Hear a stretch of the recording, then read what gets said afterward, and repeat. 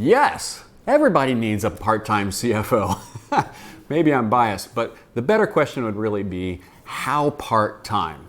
So first, think about the CFO role in your business. A CFO is there to give you financial planning and analysis, right? Decision support, help you make key decisions as you're growing your business.